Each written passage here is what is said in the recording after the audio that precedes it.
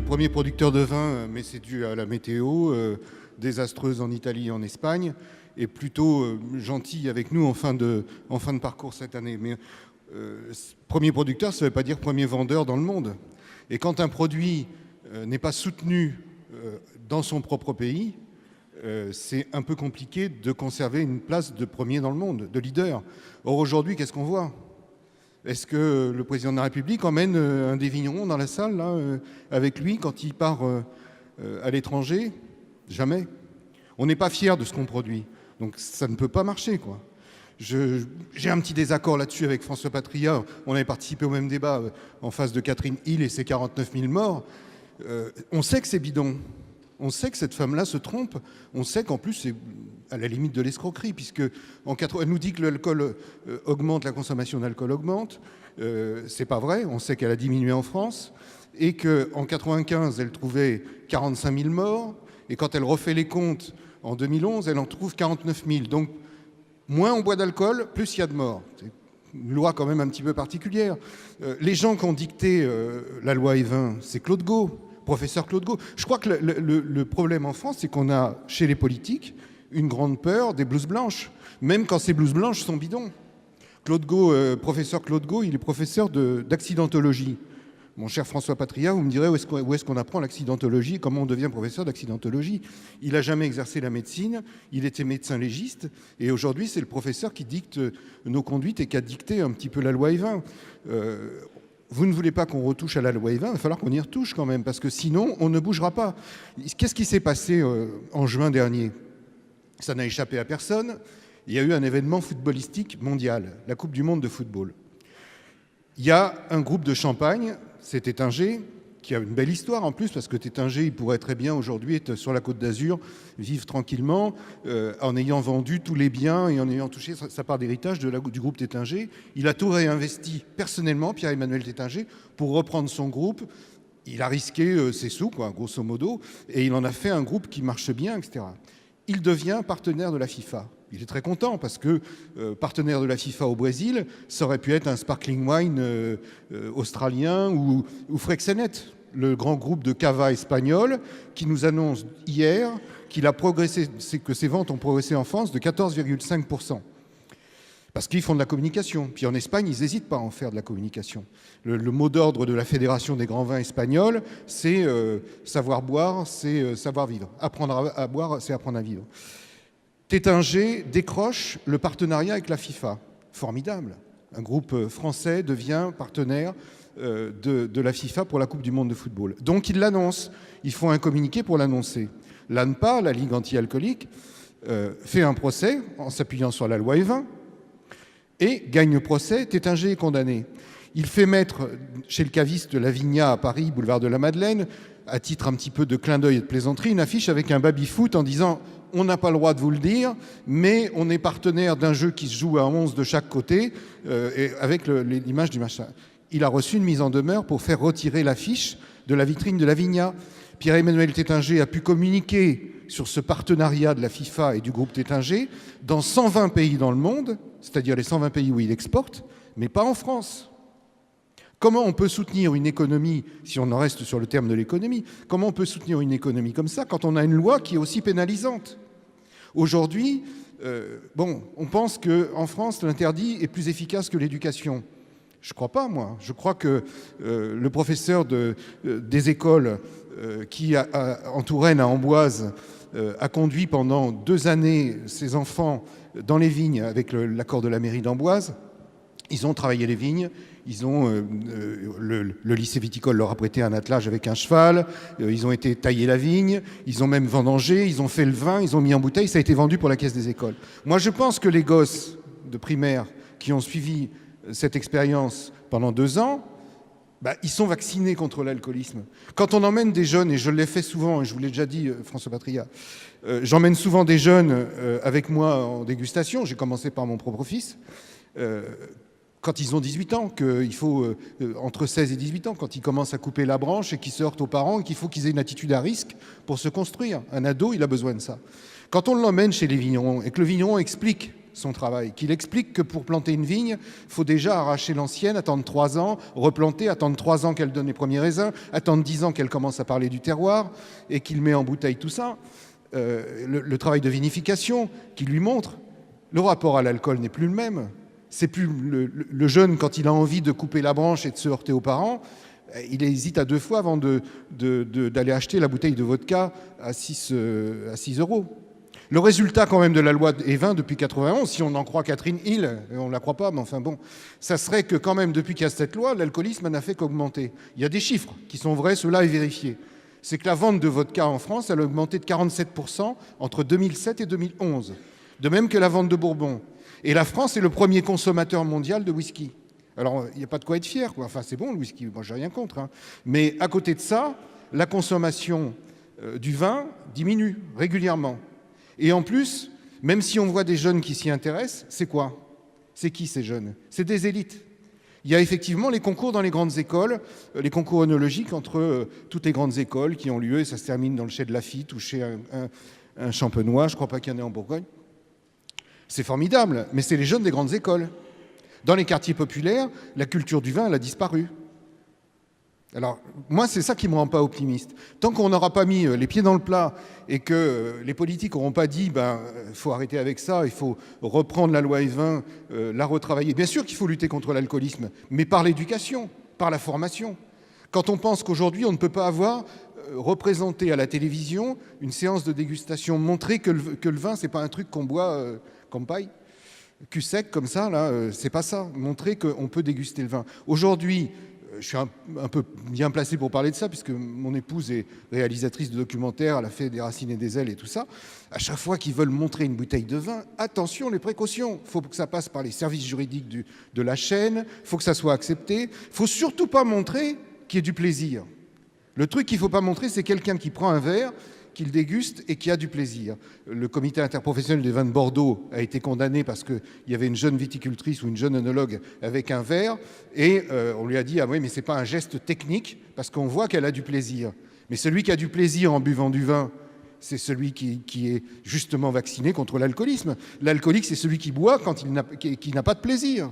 C'est pas la même chose. Donc on en est là. Je m'excuse, je suis un petit peu long, mais j'avais envie un peu de toute façon, c'est Vino Bravo, c'est un coup de gueule. C'est un coup de gueule et des échanges, donc on y va tranquillement. Voilà. En dehors de ça, mis à part cette intervention très consensuelle, on va parler aussi de sport aujourd'hui, et François Patria est quand même le seul cycliste qui boit du vin et qui arrive à monter sur un vélo. Mais je ne sais pas si on pagaille bien en ayant bu du Meursault. Hein, enfin. Mais bon, voilà, la journée, on va la commencer avec Jérôme Deschamps, que vous connaissez sans doute tous. Au moins, vous connaissez les Deschiens, qu'il a monté il y a longtemps. En fait, moi, je ne savais pas que c'était aussi vieux que ça, les Deschiens. C'est très ancien. Oui, mais ça a duré longtemps aussi. Ça a duré longtemps. Alors, Jérôme Deschamps, moi, je l'aime beaucoup parce que déjà, il est né en 47. Et quelqu'un qui est né en 47, c'est le respect, quoi. C'est le grand millésime du siècle. Voilà. Alors, moi, je dis toujours, moi, je suis né dans une année extrêmement mauvaise, il a plu tout le temps, etc. Je dis, ces années-là, ça fait des grands hommes et des petits vins. Mais en 47, ça a fait des grands hommes et des grands vins. Et moi, j'ai longtemps cru que Jérôme Deschamps était acteur et metteur en scène de théâtre. Or, j'ai découvert il n'y a pas longtemps qu'il était surtout architecte.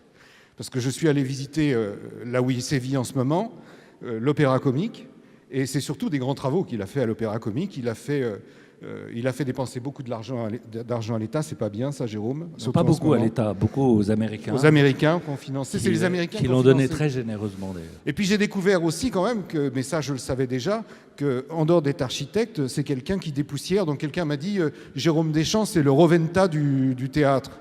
Le Roventa, le Tornado, le Dyson, c'est celui qui enlève la poussière. C'est peut-être d'ailleurs pour ça qu'il boit un petit peu de vin, c'est à cause de la poussière. Ouais, hein, c'est pour dégager. Ouais. Alors, on va échanger un petit peu tous les deux. Je ne sais pas si on parle de l'Opéra Comique, du boulot qui a été fait, parce que si on revient sur toute la carrière de Jérôme Deschamps, moi je fais une pause, je vais boire un café et je reviens à 5 heures. Non, mais je voudrais d'abord dire que moi je suis complètement solidaire de ce que vous avez dit sur les interdits.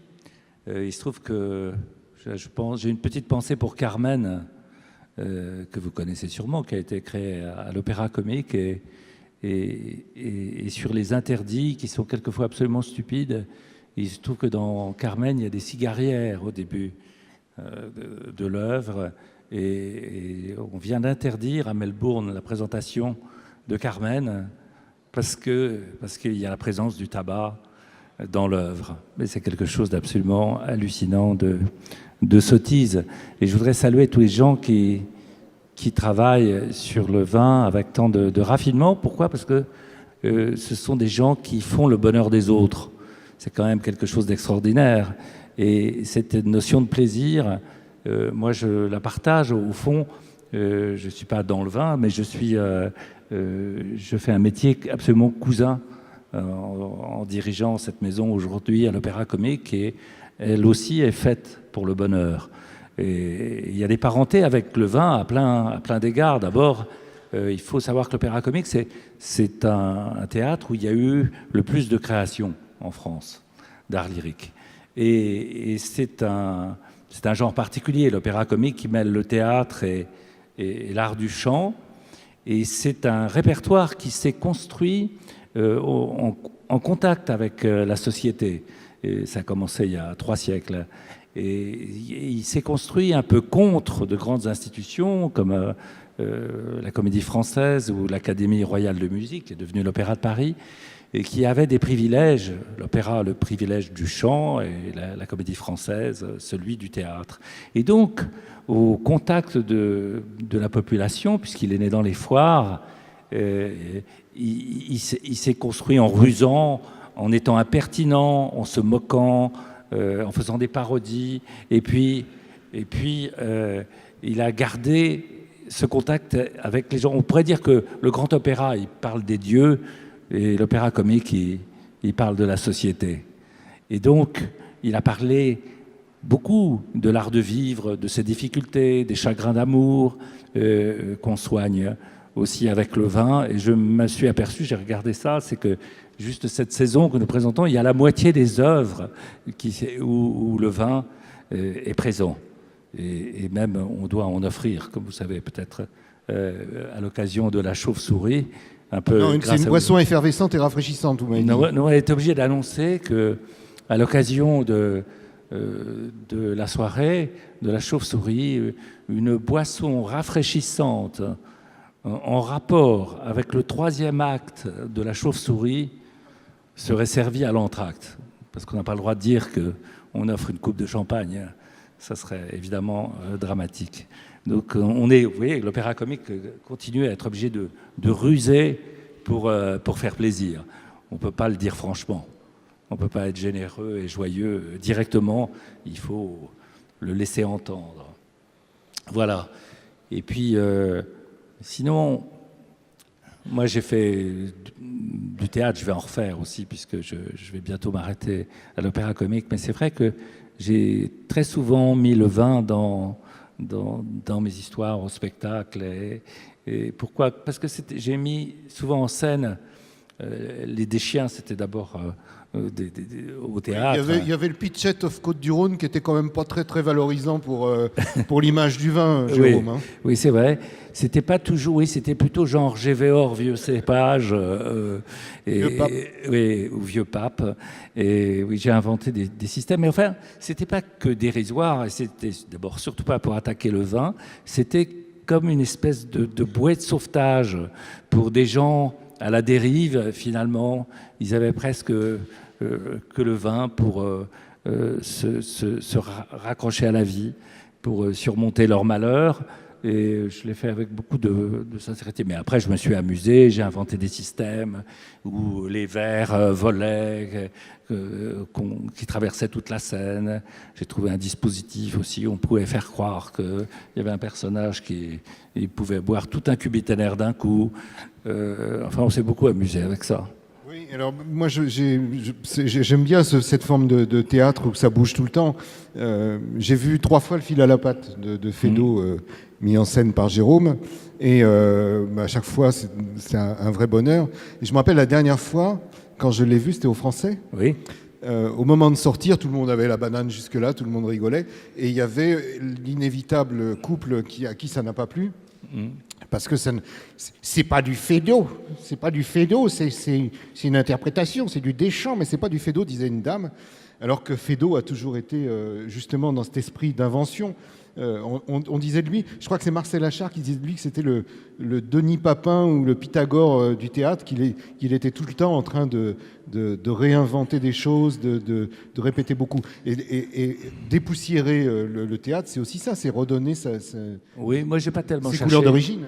J'ai pas tellement cherché à le dépoussiérer, mais j'avais le souvenir du bonheur qu'avait donné à la Comédie Française Robert Hirsch, Jacques Charon, toute la bande comique de la Comédie Française qui était extraordinaire et qui m'a fait tellement rire que je ne pouvais pas voir le spectacle d'un bout à l'autre parce que je sortais de la salle tellement je riais. Donc j'étais obligé de le voir en plusieurs fois, ce qui n'était pas triste.